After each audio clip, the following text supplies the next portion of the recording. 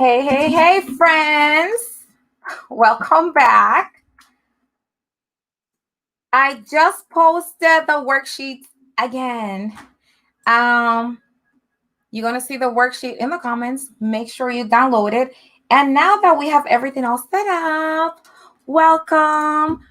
For those of you that are new here, my name is Rosa Barriget, and I am an online business coach for new entrepreneur or aspiring females entrepreneurs, especially virtual assistant and coaches. If you want to learn more about me, you can visit my website when you get a chance. So let's jump right into it after all these difficulties that we were having, right? So today's topic is how to deal with toxic people in our lives. Let me share my screen here. If you are here, make sure you drop something in the comments and say hello. And I will look at the comments at the end for any questions or anything that you guys might have to say. Alrighty. So how to deal with toxic people is a topic that we all can use, right? So we all know that person in our lives, the one who leaves you feeling like worse than what you came to them with for after interacting with them. Maybe it's someone that likes to manipulate the relationship, whatever kind of relationship, right? Maybe it's a family member, maybe it's a coworker who can't stop complaining about the every little thing at work, right? Have you ever had that coworker that they're such a pessimist that as soon as you walk in, you feel that vibe and you just can't deal with them, right? Because that has happened to me in jobs that I've had. I go there and they complain about the water, they complain about the patients, they complain about the clients, they complain about the phone. They're just complaining about everything related to work. And on top of that, they complain about everything in their lives. So those are the kind of people that I'm referring to. And it might be a partner or a close friend of yours, right? So if you have a hard time dealing with someone in your life, it's helpful to start by pinpointing the problematic behaviors that this person might have, right? This toxic person that we all have one of these people in our lives. And it's better to pinpoint like what's causing that or what is the behavior rather than simply labeling them as being just toxic, right? And if you have questions, make sure you post them in the comments and I'll come back to them. So some of the signs of this toxic person around you, right? They are self-absorbing. It's all about them, very self-centered. They like to manipulate the situation, whatever that might be. They might do even emotional abuse towards you or towards others, and you are witness to that. They are either dishonest, deceitful, sneaky. That's another word that I should have put in there. They're very difficult at offering compassion or showing compassion for others. When somebody's crying, they might not be able to like genuinely say like, I'm sorry that you're going through this. How many times do we hold somebody's back and rub their back when they're crying or where they're going through something like it's going to be okay? They might do it, but they don't do it from an authentic place, right? They have a tendency to create drama or conflict around them for whatever reason, but it's never their fault. Does it sound familiar to you, these people? I'm sure that when I was mentioning these behaviors, somebody came to your mind because somebody can come to my mind right now as I am saying those behaviors. So I am sure that there's someone in your life, whether it's at work or your personal life, that those things resonated with you. So stay on for the tips that I'm going to share with you on how you can respond to this type of people or this type of behaviors of people around you. So the first tip is avoid playing into their reality, whatever the reality is. Some people tend to see themselves as the victim, right? In every single situation, right? It wasn't my fault. I wouldn't behave like that if this person didn't say X, Y, and Z. I was keeping my cool until they did X, Y, and Z or until they said X, Y, and Z. So if they messed up, they're the type of people that they shift the blame to other people or even you, or they tell a story that paints them in a more positive light or as the victim. And you might feel even tempted to like nod when they're telling you these things or smile in order to prevent them. You don't want to be honest with them because you want to prevent an outburst of anger or something else, right? Between you and them when they're telling you whatever story that happened. But deep down, you know that most likely the story was not the way that they're telling you, because you already know this person and you know how they are, you know their personality, and you know their behavior. So this might feel like the safe option for you, right? To like, okay, oh yeah, I understand. And like try to agree with them or sympathize with them, even though you don't agree. Deep down, you don't agree with what they're saying. So doing that can also encourage them when you're like just nodding and not telling them, you don't want to add wood to the fire, but you also don't want to pretend like it's okay, their behavior, right? Because what you're doing is you're encouraging them to go to you for support, right? To go to you when they're doing this toxic behaviors, and that's not what you want, right? So it might feel like this is the safest option when you are dealing with them at that moment, right? But it can also make you feel some type of way, because you're like, okay, they're you might not label it toxic behavior, but after this little minute workshop, you're gonna be like, okay, I see what Rosa was talking about. So you don't want to enable them, and you don't want to encourage them to come to you with their toxic behavior, whether it's towards you or it's something that they're bringing that happened with somebody else and they're bringing it on to you, right? So disagreement might upset them, right? But it might also lower the chances that they'll be bringing those kind of things to you, because who got time for that? So I want you to pay attention to how they make you feel when someone comes to you with a toxic behavior, or maybe you don't know it's a toxic behavior, but it's something that doesn't sit well with you, or it makes your heart like feel heavy, or it gives you some kind of feeling like something's happening to me because of what they're telling me, and it doesn't sit well with me. It doesn't sit well with my soul. It doesn't sit well with my spirit. So sometimes simply becoming more aware of how someone's toxic behavior affects you on a personal level can actually make you come up with ways on how you can deal with them, and can help you better navigate their interactions with this person, right? Most people occasionally, they will say rude things, right? And they might not even mean it. They might not mean to hurt you or hurt the person that they're talking to. No one feels their best all the time, and that's the truth, right? We're not always our best 100%. We all have our bad days. We have our moody days. We have our I'm not so lovable day. But we're talking about things that are toxic and are really unnecessary. So ask yourself these questions, right? So is this person lying to you? Is this person the type of person that plays emotional game? Is this person abusive towards you verbally or towards other? And think about the interactions that you have with this person. Personal struggles don't excuse abuse, and you don't have to accept them either. And that's a great quote. It's a quote. It was an affirmation. It's a statement. It's a fact. You can post it somewhere. When you're dealing with toxic people, just say this to yourself: personal struggles, because people that are toxic tend to say like, you know what? I'm sorry. I was having a bad day yesterday when I said those mean things to you. I'm sorry if I sounded X, Y, and Z when I replied to you in that tone. And they might say, I have a lot of people that are toxic often fall into the I am sorry that I did that because I have a lot going on in my personal life, or I have a lot going on at work, or I have a lot going on with the kids. So this affirmation is really for you. When you're dealing with that type of people, keep this affirmation in your head or have a poster somewhere. If most of the interaction with toxic people are at work, post it somewhere at work where you can see it. Personal struggles don't excuse abuse, and you don't have to accept it either. Make sure you put yourself first. And what I mean by that, the person in question, they desperately need you either to discharge whatever's going on with them, or for you to listen to them, or to feel like their behavior is okay by trying to get validation from you, right? So they want you to help them in somehow to get them out of the mind of like, I messed up. I really shouldn't behave like that. So they go to you for this kind of conversations to get validation from you that, oh, it's okay. You were having a bad day, or yeah, that person shouldn't have said that, because then that's how you react to like that. Every time you see them, that's how kind of like the conversation goes. So you might value your relationship with this person, but don't offer support at the risk of your own well-being, right? You got to pour from an overflow, not from an empty cup. So taking care of yourself involves making sure that you have enough emotional energy when it's time to deal with people like this, toxic people, right?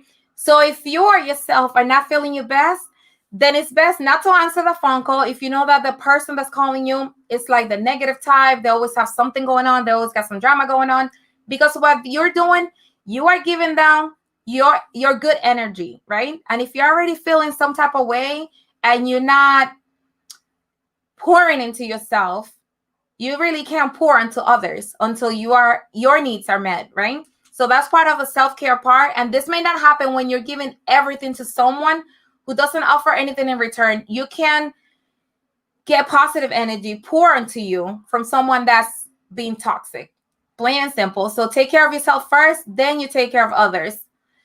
Offer compassion, but don't try to fix them. So relate to them like, I'm sorry that you experienced that. I'm sorry that happened to you. People can change, but they have to be willing to put in the work to do so, right? So offer compassion, but don't enable them, and don't try to fix them. We are so quick at trying to fix people and their problems, even when we're in the midst of problems ourselves, right?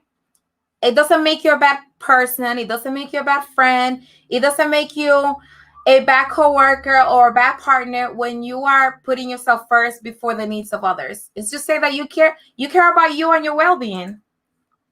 So you might want to help someone you care about, right? Instead of writing them completely out of your life, because we will feel bad as a person, right? Like, how am I going to cut this person out of my life when we've been friends for 10, 15 years? But you already know that this person's toxic. So that's not what I'm saying. You don't have to cut them out of your life. But what you can do, you can always try to offer compassion and kindness, but know deep down that you can offer all these things to them, but you don't have the ability to change them, right? We can't change people, period. We can't change our kids. We can't change our partners. We can't change our clients. We can't change our bosses. We can only change ourselves and how we react to things. So at the end of the day, they really have to commit to put it in the effort if they want to change, or if they want anything to change in their life. Trying to help someone change before they're ready can really backfire, right? It can really sap your emotional resources. It can make you feel resentful towards the person. So don't try to change anybody or their toxic behaviors. They need to want to change that on their very own. You're not at fault of anything. Toxic behavior can make you feel like you did something wrong, even when you didn't, even when you know that you didn't. It can make you feel like, I'm such a bad person for not doing X, Y, and Z, or I could have done more for this person, or what if I could have done X, Y, and Z for this person, right? So it's really tough to face attacks from someone that behaves in a toxic manner, right? Especially someone that we care about.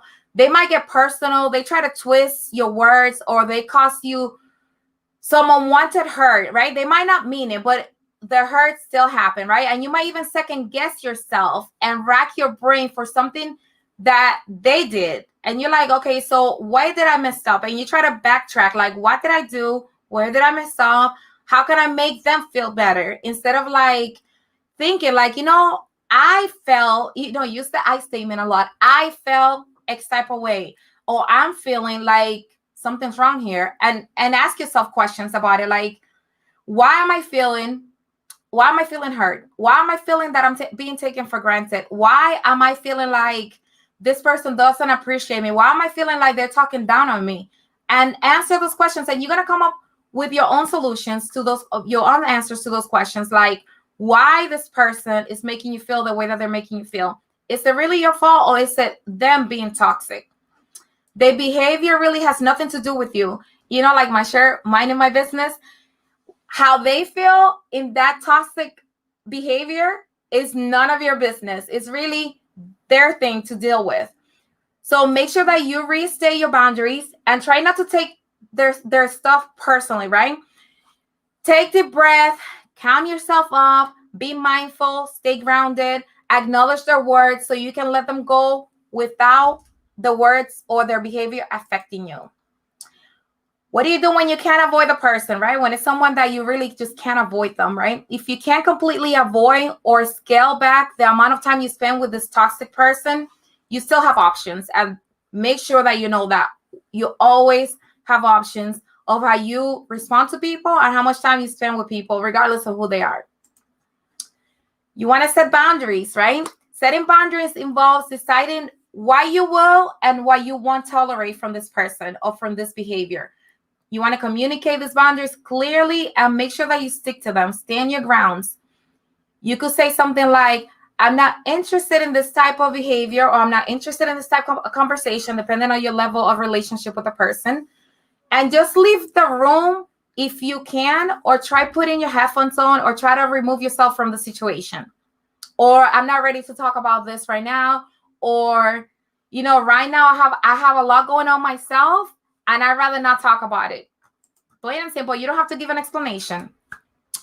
Make sure you have an exit strategy. And what I mean by that, if you're stuck in a toxic conversation with someone or situation, right? And you don't see eye to eye at the moment, or you don't see a way out of wherever the conversation is heading to, you might worry that leaving seems rude, or that if you make the statement that I said recently about I don't want to talk about it, might create an explosion out of this person. Especially if you're talking to someone of authority or respect, like your boss or like a coworker or somebody above you, right? Try something like, I'm sorry, but I have to stop you. I have something that I really have to do that I have to finish. Oh, I'm sorry that I'm gonna have to stop you right now, but there's something that I have to work. And let me give you an example, right? When I am talking to clients, and this whole scenario applies to clients too. Sometimes I have clients that are challenging, right? We all have challenging clients, customers, patients, whatever you want to call it, depending on your industry. So sometimes I'm talking to clients that we book a call to talk about a goal that they want to set, right? Maybe they want to set up the Trello. Maybe they want to set up they want to work on their goals. They want to work on vision boards. They want to work on the marketing plan for their social media. They want to work on a PowerPoint, how we can make it prettier, how I can help them work on that. So we might be scheduled to speak about something specific like that. And then the conversation turns to almost like a therapy session, right? It turns into something else, and it turns into a toxic conversation because they will say negative things about themselves, or they'll say negative things about a particular task that they said that they wanted to work on. It's just like negativity on top of negativity, being a pessimist.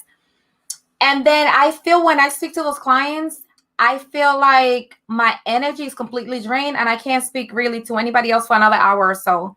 Because the type of person that I am, I feed off of affirmations. I feed off of motivation. I feed off of tasks, goal setting, vision boards, seeing things that I need to do visually. And I'm always trying to stay motivated. And it doesn't work every single day, right? So if I'm already working on those things, the last thing that I need is somebody to basically rain on my parade, right? So I try to remove myself from the situations by saying something like, I know what you're saying and I know that it's important to you, but I have another call right after this one. So can we focus on the goal that you want to accomplish? That way I can make sure that I'm helping you. Before we end the call, I want to make sure that you have a clear vision of what your next step is. And that seems to work with most of my clients when we're going to the left and they're being pessimist, or I feel like they're being toxic about anything. That's how I bring them back. So try something like that, or try something like, I can't chat right now. Or especially if it's a friend, you could be like, I can't chat right now, but I'll call you later, or I'll call you tomorrow. And let me tell you what happens, right? You're not ignoring them, but this is what happens when somebody has toxic behaviors and they're calling you, or they're seeking from you, or they're like, call me back, call me. I'm so mad, blah, blah, blah. What happens is, if you don't call them right away, you're not being a bad person, you're not being a bad friend. They're like right here when they're telling you to call them, right? They're stressed, they're agitated, they are negative most of the time. So if you wait an hour or 2 hours or a couple of hours before contacting them, either in person or by phone, by the time you reach them, they were right here. By the time you reach them a couple of hours later, they're right here now. So their negativity and them being toxic is going to decrease, instead of being full blown when you call them, when you contact them, when you're in their presence. So it's okay to say, I can't talk right now, but I'll call you back. I'm sorry you're going through that. Can I call you back in a couple of hours? Something along those lines, right? You can say, sorry, I'm waiting on an important phone call and I can't get into it right now because I want to give you my undivided attention, something like that. Another tip is don't get personal, right? So keep the 3 words in mind: involve, keep, and shut down. So toxic behaviors can involve gossiping, oversharing personal details of themselves, of somebody else that you really don't want to be involved in, or using just personal information to provoke reactions from you, right? Things that they know that are going to get a reaction from you, they will do that too. So keep your conversations light and insignificant, and shut down attempts at prying or oversharing with. So something like, actually, I prefer not to talk about my relationship at work. If they're being toxic about relationships and they're probing you for conversation and they want you to like share personal stuff with them, but you already know this person is toxic, right? So you don't want to share your personal stuff with them. You can say something like, I prefer not to talk about my personal stuff right here at work, or something like that. Find a way that you can come across firm, confident, but at the same time polite, if that makes sense. And this is really the bottom line. Sometimes cutting people out of your life may seem really rude or like the only way to escape their toxic behavior, but this isn't always possible, right? If it's someone close to us or a family member that we're going to have to see during Thanksgiving, that we're going to have to see during Christmas, that's not always possible, right? So you might try to spend time with someone who exhibit positive behaviors, right? And when you come across the people that are toxic, try to spend less time with them, because you have that option, right? Remind yourself of their actions, and remind yourself that their actions aren't your fault. The toxic people, right? It's really important that they know that you're not willing to tolerate that in a nice way, right? So allow me to help you. Here we come. So make sure that you download the worksheet. You don't have to put in your name or your email address. It's an automatic download. It's a PDF. I believe it's 3 pages. I put it in the comments. When I'm done with the live, I will double check that it's there. So how I can help you. So the Ghost Layer Academy is going to be opening soon. So this little trainings that I'm doing here are just small information, but I will be sharing a lot more inside the Ghost Layer Academy. So make sure that you're on the wait list to get all the details. That's the link there. And after the live, I'm going to post the link in the comments. So all you're doing is getting the wait list saying, yeah, Rosa, I'm interested in learning more about the Ghost Layer Academy. You're not signing up for anything. And you actually get a free gift from me when you sign up for the wait list. So get on the wait list and you'll be the first one to know when the Ghost Layer Academy opens up and all the details of what's going to happen there. Now, let's look to see if you guys have any questions before I let you go. Let's see. Hey, Natalie, darling. Hi, Marte. Hi, Tavia. So Tavia said, let me see if I can pull up the comments here. For some reason, it's not showing up. But let me see. Tavia says, they say they shake things up because they're bored. Yeah, that's another one. Exactly. Silence. Yes. See, okay. Thanks for joining us. So those are the things that you got to watch out for. And let me just hop over here. So after the live, if you have questions, make sure you send me a message and I'll be more than happy to reply to you. If you have questions about the worksheet, send me a message and I'm more than happy to help you work through the worksheet. Again, make sure you get on the wait list to get all the information about the Ghost Layer Academy, where you can get full trainings like this on one related to your personal or professional development. We will talk about everything personal, goal setting, self-esteem, empowerment, money mindset, how to run your business online, and all kinds of amazing things. You get monthly workshops, and you get a whole bunch of other things, and you're going to get all the details when you sign up for the wait list. You're going to get all those amazing details. So guys, till next time, make sure you take care of yourself and each other, and I'll see you here really soon.